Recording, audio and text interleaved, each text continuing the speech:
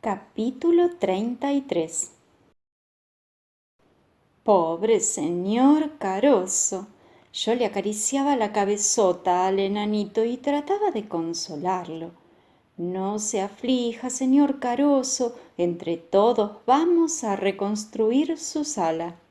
Y mientras tanto, ¿a dónde va a dormir la pelota?, preguntaba hipando, inconsolable. A los pies de su cama, señor Caroso. No, no le gusta. A medianoche tiene pesadillas y salta sobre mi cama y me asusta. No se aflija. El abuelo va a descubrir al culpable y como castigo lo va a obligar a reconstruir la sala. Mi preciosa salita con ventanas locas de todos los colores. Para distraerlo, lo invité a la cocina a preparar una sopita de avena para Dailan Kifki. Me extrañó no ver a un solo sirviente en el palacio, ni a un solo cocinero en la cocina. No se ven, pero hay muchos, me explicó el enanito. Tuve que cocinar de rodillas porque la cocina era muy chiquita. Cuando salimos a llevarle la sopita a Dailan Kifki, el abuelo seguía gateando alrededor de la sala destruida, olfateando el suelo como un sabueso y observándolo viscamente a través de la lupa. «Una hormiga», decía el abuelo, y la anotaba en su libreta. «Una cucaracha con peluca», decía el abuelo, y la anotaba como sospechosa. «Una lombriz empachada», y la anotaba. «No va a terminar más», pensé alarmada. De pronto el abuelo se detuvo y hundió la nariz en el suelo. Miró y remiró con la lupa. Comparó lo que miraba con la hormiga, la cucaracha y la lombriz. Sacó una regla y un compás y midió bien lo que miraba. Lo anotó en su libreta y vino a decirme al oído: «Me parece que ya lo tengo». «¿Al culpable, abuelo?» «Ajá. No es Dailan Kifki, ¿verdad?» «Eso lo vamos a comprobar inmediatamente», dijo con calma. «He encontrado una huella que es una circunferencia de 1 centímetro de diámetro. Ahora falta ver cuánto miden las patas de Dailan Kifki. Si son de la misma medida, sin duda el culpable es él. Hay varias huellas idénticas. Me parece que las patas de Dailan Kifki son un poco más grandes, abuelo». «Eso hay que comprobarlo con mi regla y mi compás. Tráeme al acusado inmediatamente». Fui a buscar a Dailan Kifki, que había terminado su sopita, y lo llevé de una oreja a comparecer ante el detective.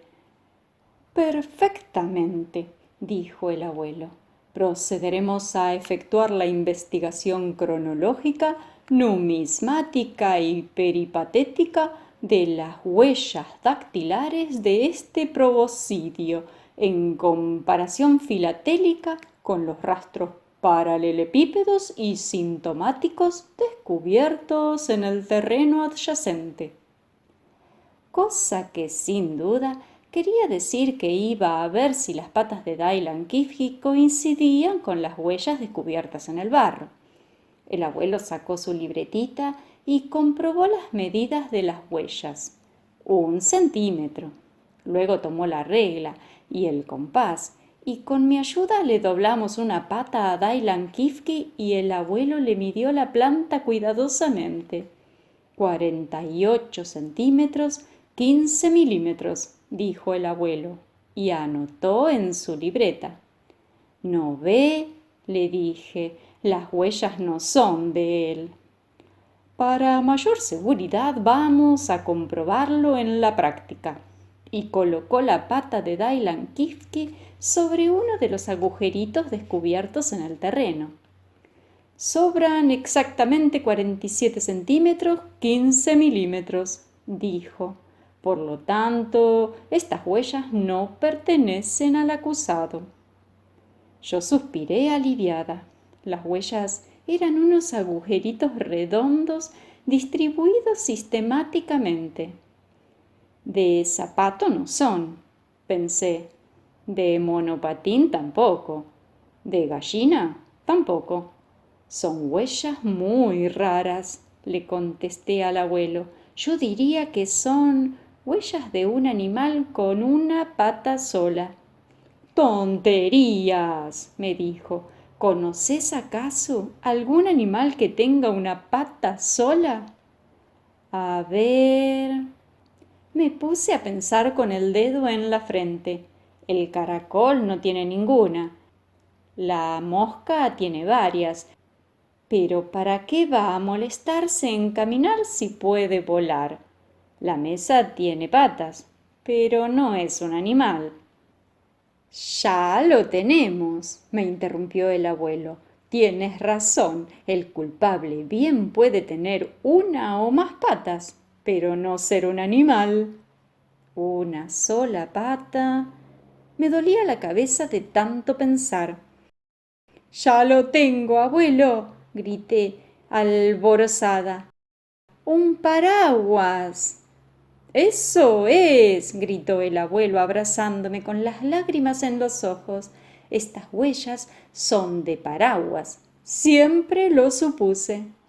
Pero, abuelo, le dije tratando de calmarlo, ¿no me dirá que un paraguas puede haber causado semejante terremoto? ¿Por qué no?, me contestó el abuelo misteriosamente, y se alejó hacia donde estaban los curiosos, los personajes, los vecinos y todo el mundo tomando mate con caras de inocentes. El abuelo se detuvo a mitad de camino, sacó su libretita y anotó: el caso del paraguas asesino. Capítulo 34.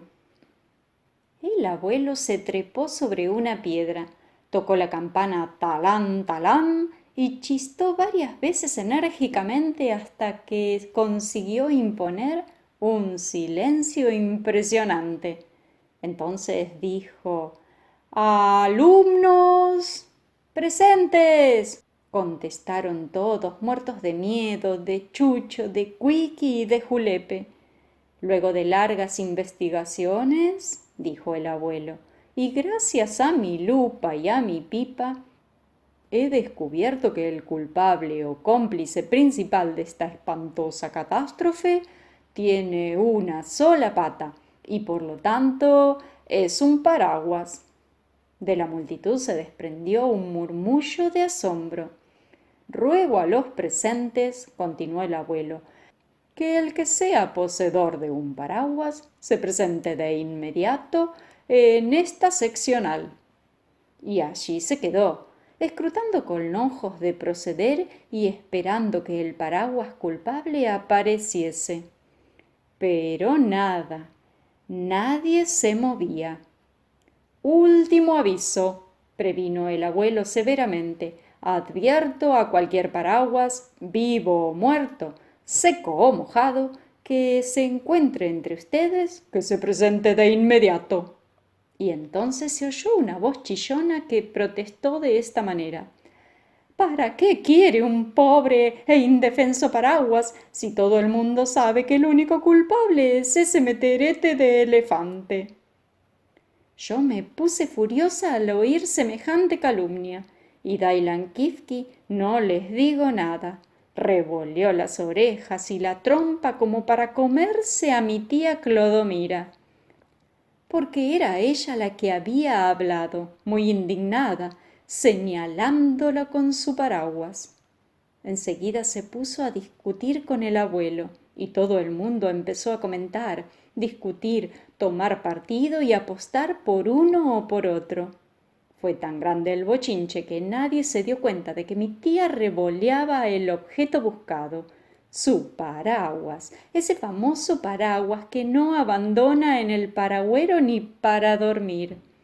En mitad de la pelea el abuelo se dio cuenta y gritó: Pero ¿cómo se atreve a acusar a ese pobre elefante inocente cuando usted tiene en su propia mano y a la vista de todo el mundo el verdadero culpable, su paraguas? ¿Qué? ¿Cómo? ¿De parte de quién?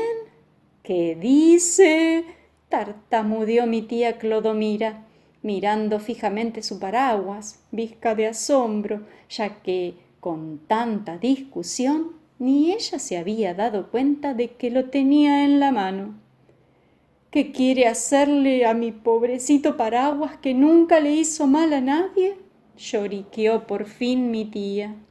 Comprobar si sus huellas coinciden con las que tengo anotadas en mi libretita, rugió el abuelo, arrebatándole el paraguas.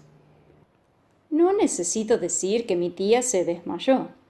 Mientras los embajadores trataban de extraerla del macetón donde había caído, el abuelo medía y remedía la pata del paraguas, que, como todo el mundo sabe, se llama contera, y la comparaba lupa en mano con las huellas.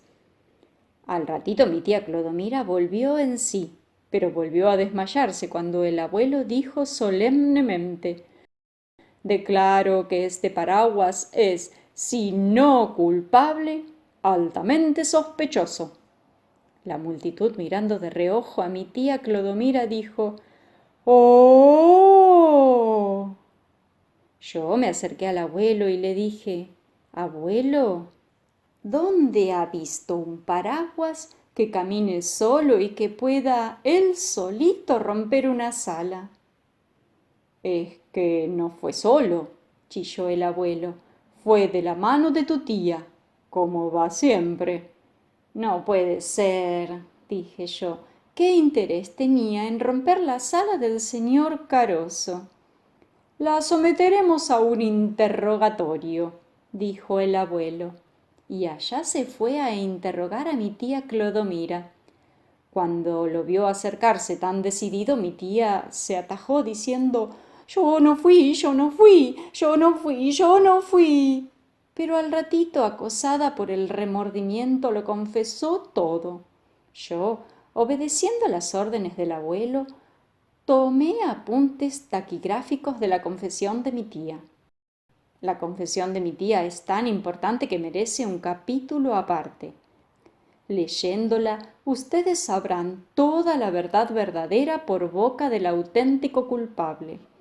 Yo no le he tocado ni una coma a la confesión, pero es posible que falten algunas palabras, porque un gorrión me picoteaba el papel mientras yo tomaba nota, y según pude notar, me parece que le gustaban algunas palabras, aunque estuviesen escritas en taquigrafía, y las que le gustaban las picaba y se las llevaba. Así fue como al día siguiente vi un nido lleno de garabatos escritos con lápiz. Pero eso no tiene nada que ver con la escalofriante historia policial que les estaba contando. Disculpen. Capítulo 35. Confesión de mi tía Clodomira. Yo no fui, yo no fui, yo no fui. Bueno, sí, fui yo, pero sin querer. Ustedes, señores, saben muy bien que yo no soy mala, ni dañina, ni destrozona. Al contrario, soy atenta y servicial. ¿Acaso no hace una semana que les estoy cebando mate a todos? Lo que pasó es que todo el mundo quería entrar en la casa del señor Enanito Caroso no sé cuánto.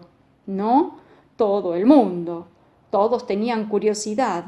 Y yo también, señores del jurado, yo me moría de ganas de entrar a bichar. ¿Por qué no? ¿Qué hay de malo en eso? Yo también quería probar, como todos, el chocolate en tacitas de porcelana. Pero como la casa era tan chiquita, resulta que no entró nadie más que el abuelo y su nieta. Pero cuando sentí el olorcito a chocolate caliente, me quise asomar un poquito, nada más que un poquito.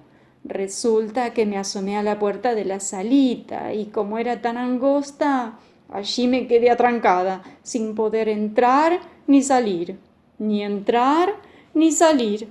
Claro, ya sé que soy un poquito gorda, casi tan gorda como ese elefante o como 4 buzones juntos atados con un piolín.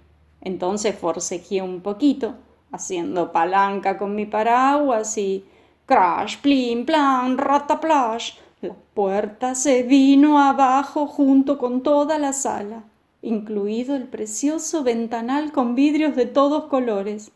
Pero les aseguro que mi pobre paraguas es inocente. Él ni siquiera quería probar el chocolate. Ahora que he confesado todo, señor detective, arrésteme y... Aquí el llanto de mi tía fue tan caudaloso que borró el resto de la confesión e inundó el jardín. Capítulo 36. ¿Y qué pena le daremos, mantantirulirulá? Preguntó el señor enanito Caroso. Déjeme pensar, decía el abuelo con el dedo en la frente. Nadie sabía cómo castigarla, hasta que al señor Caroso se le ocurrió una idea genial. ¡Que vuelva a construir la sala de mi palacio! Pero ¿cómo voy a reconstruir la sala si no soy albañil?, protestó desesperada mi tía Clodomira. Que la haga de madera, mantantirulirulá, canturreaba el señor Caroso. Pero no soy carpintera, decía mi tía en medio de un ataque de hipo. Que la haga de cuerito, mantantirulirulá, insistió el señor Caroso. Pero si yo no soy talabartera, decía mi tía. Que la haga de merengue, mantantirulirulá, insistió el señor Caroso.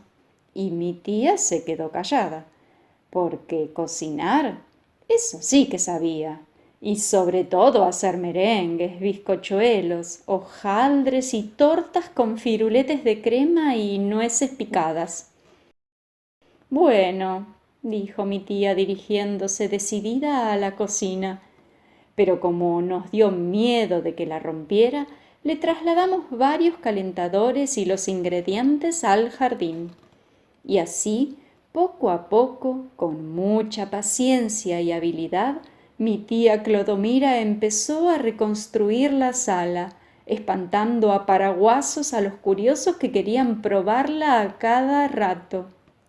Preparó enormes ladrillos de bizcochuelo y con ellos alzó las paredes. Unió los ladrillos, de más está decirlo, con dulce de leche espeso. Las paredes quedaron perfectas y todo el mundo aplaudió. No aplaudan todavía, que falta mucho, dijo mi tía, y se puso a preparar las famosas ventanas, con caramelo de todos colores. Quedaron casi igualitas que las anteriores. Luego colocó el techo, de chocolate, naturalmente. Y allí tuvieron que intervenir las autoridades militares de la expedición para impedir que los presentes se lo comieran. Cuando acabó de techar, todo el mundo aplaudió. Mi tía saludó con la pollera y dijo: «No aplaudan todavía, que falta mucho», y se puso a pintar las paredes con azúcar blanquísima. Todos aplaudieron de nuevo, pero mi tía advirtió: «No aplaudan todavía, que faltan detalles de terminación», y salpicó artísticamente con grajeas las paredes recién blanqueadas. Entonces sí, mi tía Clodomira, secándose la frente con el delantal y muerta de cansancio, recibió con grandes sonrisas la ovación de la multitud. El señor Caroso, feliz porque había recobrado su sala, me pidió que lo hiciera upa para darle un besito a mi tía. Y así terminó, felizmente para todos, el misterioso caso de la sala desaparecida y el paraguas asesino. Y yo le había ganado la pelota al señor Caroso, porque Dailan Kifki era inocente. ¡Ja, ja!